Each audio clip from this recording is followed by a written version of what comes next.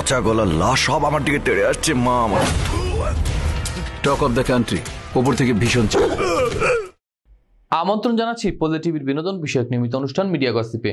দর্শক, এবারের ঈদ উল ফিতরে মুক্তি পাওয়ার কথা ছিল প্রযোজক ও পরিচালক এমডি ইকবালের সিনেমা ডেড বডি। সেভাবে শুরু করেছিলেন প্রচারণাও। ঈদের ঠিক 2 দিন আগে পিছিয়ে আসেন তিনি। সিদ্ধান্ত নেন রোজার কোরবানিদের মাঝখানে মুক্তি দেবেন। বিস্তারিত জানাতে সঙ্গে আছে আমি এমজে টবিন। চলুন দেখে আসি ডেস্ক রিপোর্টে। এবার জানা গেল ডেড বডি মুক্তি পাবে আগামী 3 মে। দেশের 100 প্রেক্ষাগৃহে সিনেমাটি দেখতে পারবেন দর্শকেরা। বিষয়টি নিশ্চিত করেছেন নির্মাতা ইকবাল।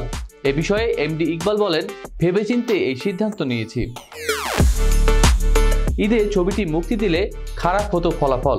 এমনিতেই 11টি ছবি মুক্তি পেয়েছে। খোঁজ নিয়ে দেখেন কোনো ছবি দর্শক পাচ্ছে না। আমাদের নির্দিষ্ট পরিমাণ দর্শক রয়েছে যারা বিভিন্ন উৎসবে হলে যায়। সেই দর্শক যখন 11টি ছবিতে ভাগ হয়ে যায় তখন আর কি থাকে? এক একটি ছবির ভাগে কয়েকজন আর দর্শক থাকে। অনেক নির্মাতাকেই বলেছিলাম এভাবে ছবি মুক্তি না দিতে, তারা কোনো কথাই শোনেননি। এখন সেটার ফল ভোগ করছেন। আমি 3 মে ছবিটি মুক্তি দিলে কোরবানির ঈদও পাবো। আশা করছি দর্শক আমার ছবিটি দেখবে। এদিকে সিনেপ্লেক্স থেকে গ্রিন কার্ড আহারে জীবন সিনেমা দুটি নামিয়ে দেওয়া হয়েছে। দর্শক চাহিদা না থাকায় এই সিদ্ধান্ত নিয়েছে হল কর্তৃপক্ষ।